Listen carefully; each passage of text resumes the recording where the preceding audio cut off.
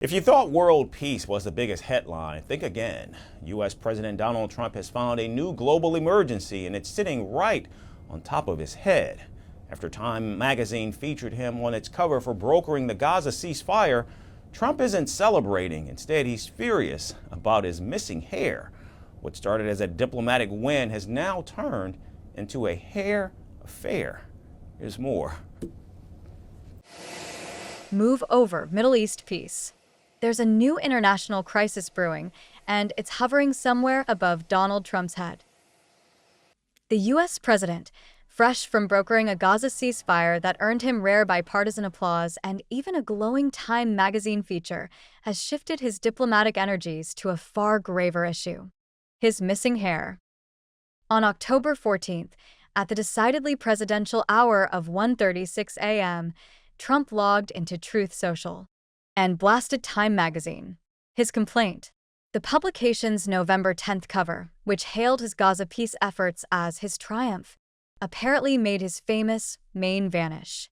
Trump thundered online by stating that the magazine wrote a relatively good story about him, but the picture may be the worst of all time. He continued by writing that they had disappeared his hair and then had something floating on top of his head that looked like a floating crown, but an extremely small one.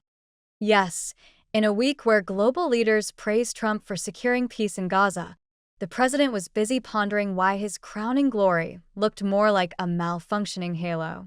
The image, shot from below with sunlight radiating behind his head, was intended to convey a triumphant look. California's Governor Gavin Newsom wasted no time joining the fun, reposting the cover with Trump's neck pixelated. Even Russia's foreign ministry felt compelled to weigh in on Telegram, calling Time's artistic choice astonishing, and accusing the magazine of being run by unhealthy people obsessed with malice. And, of course, social media did what it does best: turn the whole thing into a digital roast. One user compared Trump's vanishing hairline to Joe Biden's. Another quipped that the president seemed far more invested in his hairline than in the peace line. Someone simply cut to the chase and called him a clown.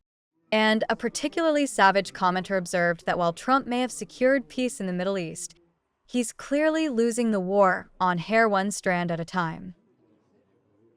To be fair, Trump's hair has long been the subject of literary analysis. Vanity Fair once likened it to a dead, furry lobster. The New York Times once dubbed it his mood ring, and the New York Post had called his hair bizarre. For now, the president remains on top, both in leading the peace talks and, presumably, his stylist's speed dial. And as the world wonders whether the Gaza truce will hold, Trump's followers know one thing for sure: nothing on earth, not Hamas, not Netanyahu, not Time magazine gets between Donald Trump and his hair. History may remember Trump's Middle East peace deal as a landmark diplomatic victory. But Trump himself? He'll remember it as the time dared to mess with his hair and lived to tell the tale. Want the facts? The latest developments? News that gets straight to the point.